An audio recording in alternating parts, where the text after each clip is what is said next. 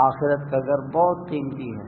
دیکھیں اللہ تعالیٰ اپنے بارے میں فرما رہے ہیں واللہ خیر، کہ اللہ بہت اچھے ہیں، اور آخرت کے بارے میں اللہ تعالیٰ فرما رہے ہیں کہ آخرت اچھی ہے.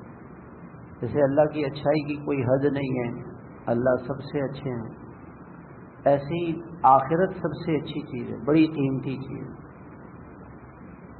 آخرت بہت قیمتی ہے، اتنی قیمتی ہے کہ جناب رسول اللہ صلی اللہ علیہ وسلم فرماتے ہیں لشبر واحد فی الجنت خیر من الدنیا وما فیہا، اور دوسری روایت میں آتا ہے موضع قدم فی الجنت خیر من الدنیا وما فیہا. قدم اس کو کہتے ہیں، یہ بھی ایک بالش ہے، چاہے ایک بالش لے لیں یا یہ قدم یہاں سے لے کے یہاں تک.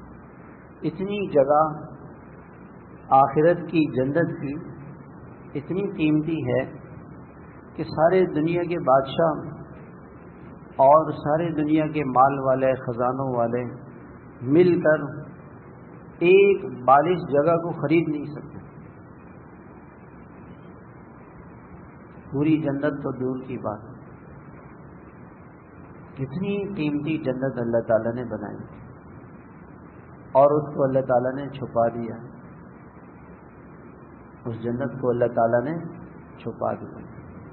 تو اللہ تعالیٰ اس کی تعریف فرما رہے ہیں وَلَدَارُ الْآخِرَةِ خَيْرٌ وَلَنِعْمَ دَارُ الْمُتَّقِينَ، اور جنت متقی کو ملے گی، بہت اچھی جنت ہے لیکن ملے گی متقی کو. جہاں بھی آپ قرآن کریم میں جنت کا اللہ تعالیٰ بیان فرماتے ہیں تو وہاں اللہ ضرور یہ فرماتے ہیں کہ متقی کو ملے گی. لِلَّذِينَ اتَّقَوْا عِندَ رَبِّهِمْ جَنَّاتٌ، جو اللہ سے ڈرے، جنہوں نے تقوی اختیار کیا، ان کے لیے جنت ہے. تو آخرت بہت قیمتی ہے.